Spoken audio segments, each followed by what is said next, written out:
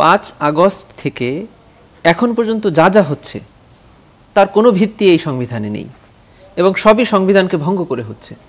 আমাদের হাতে কি আছে? আছে শুধু অ্যাপিলেট ডিভিশনের একটা রেফারেন্স, এবং এই রেফারেন্সটা দিয়েছেন অ্যাপিলেট ডিভিশনের তৎকালীন জাজরা, যারা এই রেফারেন্সটা দিয়ে আবার পালিয়ে চলে গেছেন, পালিয়ে গিয়ে যার যার ঘর থেকে পদত্যাগপত্র পাঠিয়ে দিয়েছেন। সেরকম একটা রেফারেন্সের উপরে ভিত্তি করে আমরা চলছি। আমাদের হাতে আর কিচ্ছু নেই। আমরা বাকি যাই করছি না কেন, আমাদের আশা একটাই যে ভবিষ্যতে এটার একটা লিগ্যালাইজ করা হবে। জুলাই সনদ তো আজকে সই হলো, আপনি নিশ্চয়ই সেখানে উপস্থিত ছিলেন, এবং জুলাই সনদ বাস্তবায়নের পথটা আসলে কতখানি মসৃণ বলে আপনার কাছে মনে হয়? পাশাপাশি যদি এর আইনি ভিত্তিটা যদি আপনি একটু বলেন। জি, শুরুতেই আপনার চ্যানেলের সকল দর্শককে আসসালামু আলাইকুম। আমরা খুব হতাশার কথা অনেকক্ষণ ধরে শুনলাম। তো আমার যেটা মনে হচ্ছিল যে আমাদের প্রবীণ রাজনীতিবিদ এবং এদেশের বরেণ্য ব্যক্তিত্ব মান্না সাহেব যেটা বলতে চাচ্ছিলেন কিন্তু বলতে পারেননি, আমি ওইটা দিয়ে শুরু করি। যে এদেশে এই দীর্ঘ ফ্যাসিবাদের পর এরকম একটি প্রায় 30টি রাজনৈতিক দল একই স্টেজে বসেছেন, সেটা আমরা প্রত্যক্ষ করেছি। আমরা এটা দেখেই খুশি সাধারণ মানুষ হিসাবে, এবং একটি কাগজে সকলে সই করেছেন, এটাতেও আমরা খুশি। এরপরে আমরা বাস্তবায়নেরটা দেখব। আসলে আমাদের সংবিধানের 7-এর ক ধারায় এই যে লাস্ট গভর্নমেন্ট যেটা ঢুকিয়ে দিয়ে গিয়েছে, এটা এখনও এই দেশের সংবিধানে রয়েছে। তার মানে হলো 5 আগস্ট থেকে এখন পর্যন্ত যা যা হচ্ছে তার কোনো ভিত্তি এই সংবিধানে নেই এবং সবই সংবিধানকে ভঙ্গ করে হচ্ছে।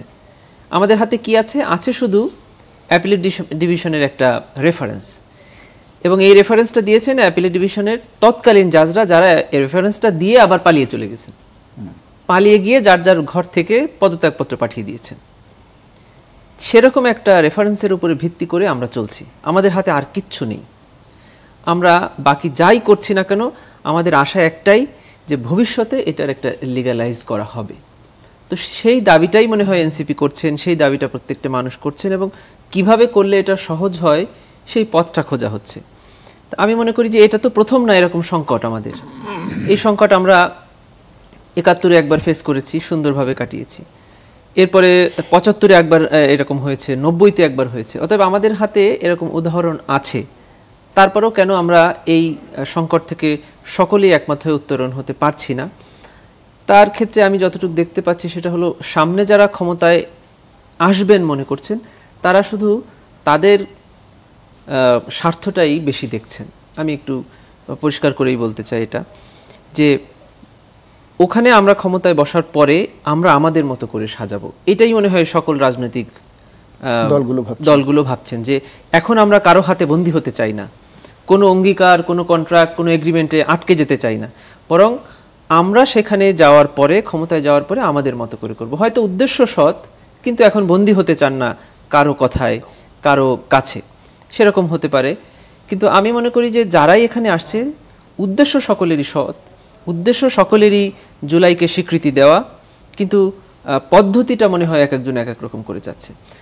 আর এক্সিকিউশনটাকে যদি আপনি বলতে চান, সেটা হলো, আমি মনে করি, আমার একদম ব্যক্তিগত চিন্তা, সেটা হলো এই ইন্টারিম গভর্নমেন্টের হাতেই এর এক্সিকিউশনটা করে যেতে হবে। আর রাজনৈতিক দলদের যারা আসবেন ক্ষমতায়, তাদের হাতে এটা ছেড়ে দিতে হবে যে বাকি অংশটা যেন ওনারা করে। সংস্কার অথবা পূর্ণতা তো এই অল্প সময়ের মধ্যে সম্ভব না। যেন একটা মিনিমাম লিগাল ভিত্তি যেন এটা থাকে, এটা আমি মনে করি এদেশের প্রত্যেকটা মানুষ এখন যারা যে অবস্থানে আছে, রাষ্ট্রীয়, বিশেষ করে যারা আমরা রাষ্ট্রীয় কোনো না কোনো সরকারের দায়িত্বে আছি, আমরা মনে করি যে অ্যাড ইন্টারিম গভর্নমেন্টের হাতে এটা শুরু হওয়াটা উচিত, এটা মিনিমাম লিগাল ভিত্তিটা হওয়া উচিত, এটা আমি মনে করি।